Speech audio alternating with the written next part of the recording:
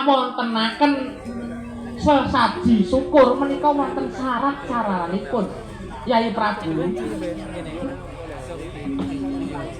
Syarat-syaratipun ngawontenaken saji syukur awujud sesaji Rajasaya menika menapa kemawon Koko Prabu. Lah setunggal para Pandhawa syarat ingkang kaping setunggal menika para Pandhawa kedah ngrawakaken pandhita 7 cacahipun ingkang gentur tapanipun. Kados mekaten inggih ingkang angka kalih para Pandhawa kedah ngrawakaken Narendra cacah 100 negari menika kang badhe jenengi wonten ing negari Ngamarta menika. Ingkang angka 3 sesaji Rajasaya menika kedah mawi sarana kurban. Nah, kurbanipun sanes kewan, kurbanipun jalma manungsa ingkang mahambek budi tandala. Nah, menika kala wau Yai, syarat-syaratipun badhe ngawontenaken sesaji Rajasaya.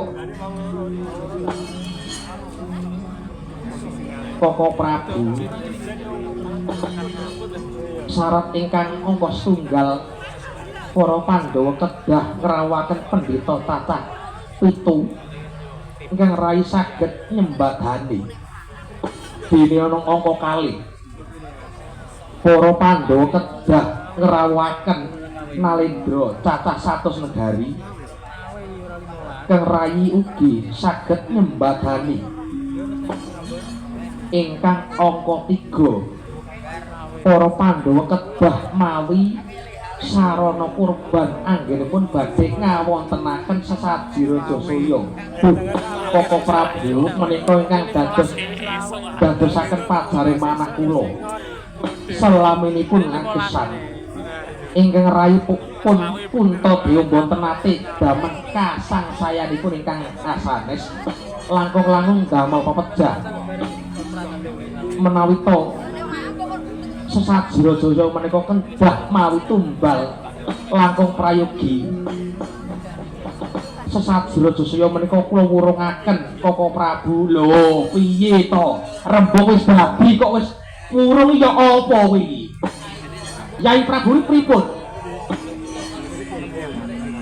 Yai Prabu menika salah satunggiling Narendra menika kedah netepaken sabda sabdane Mbahmana Ratu Datan kena wola-wali lho Yai.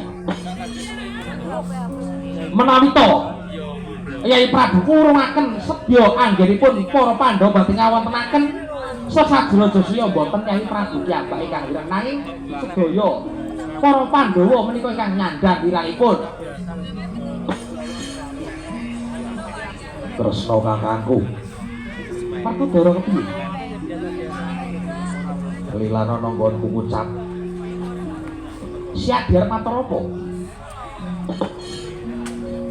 Olehmu kumpul kelawan Pandhawa wis suwe apa lagi wae. Lho, piye to? Pun Kakang wiwit muda tumarun wis tepung kelawan Pandhawa. Ya gene kowe ora ngerti watak tandang bayane siji lan sijine. Yen ngrembug babakan wening cipta, wening panca driya. Aja rembug ana kelawan sapa-sapa, rembug kelawan par kakangku. Mesti dheweke cocok. Yen ngrembug endahing busana, endahing budaya, endahing parastra, ora usah rembug lawan sapa-sapa, rembug lawan Jlaprok Janaka. Rembug babakan ingon-ingon lan raja kaya tanduran, rembug ana kelawan Nakula Sadewa. Nanging yen kowe ngrembug babakan wong perang adu jotos, aja rembugan kelawan sapa-sapa, rembug kelawan aku wae. Yen nyatane sesaji Rajasaya kudu nganggo tumbal ratu ngendi tak jangkae dina iki. Oh, yang kowe mangkono. Siadi sago. Yai Samyaji menika kados pundi menika kasadayanipun ingkang rayipun Sorry, Pak. Menika kasadhaipun.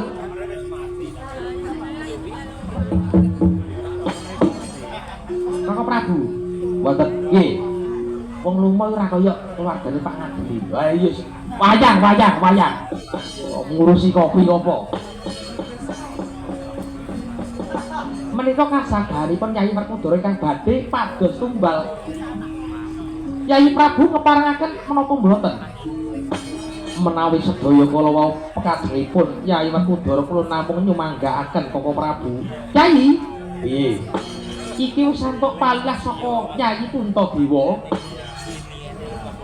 Yen kaya mangkono duduhno ratu ngendi sing kudu dadi korban. Yen kaya mangkono menepno rasamu wenehna cetamu, sira bakal antuk pituduh saka Gusti Kang Murbeng, Pak Yayi. Mongko kanthi tumuwuh salami mung ngawasi eling lukitane ngalam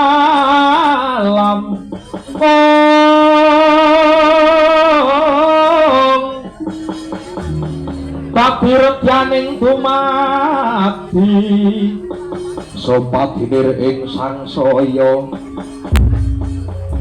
yaiku pangreksane urip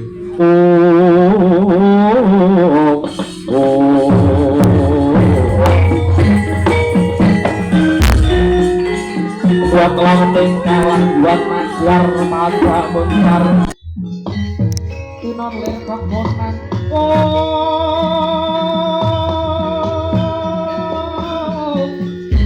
Sumangkahan rasa sumbang lindu bumi goncang ke anjing kewaludo putar satu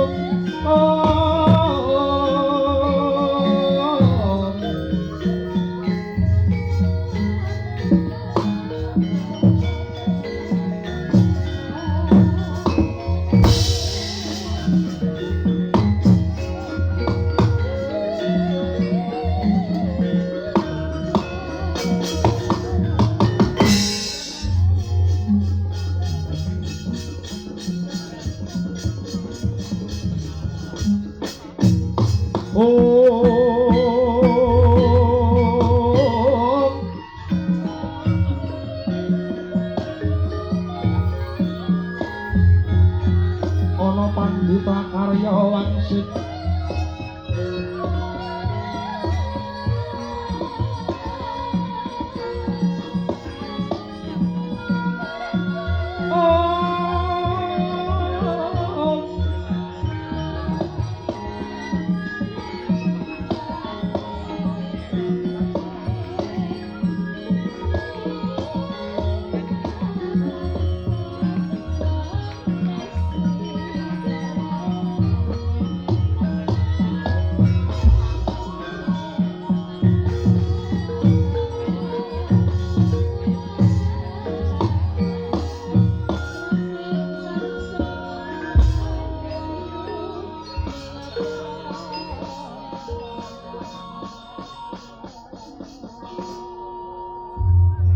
kasiliring samirana mrih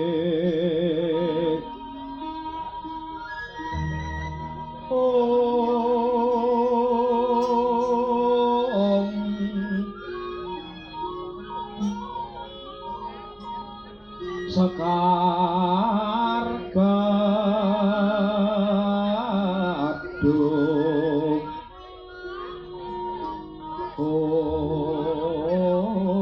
ongas gandanyo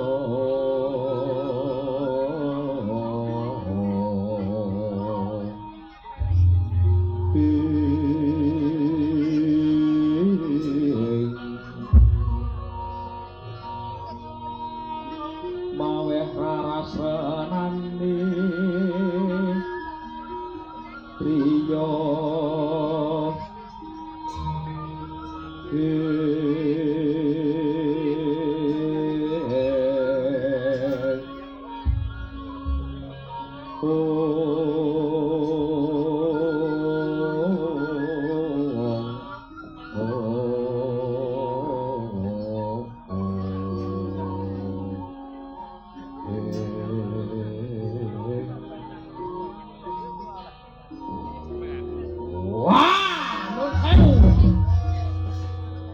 Nun sewu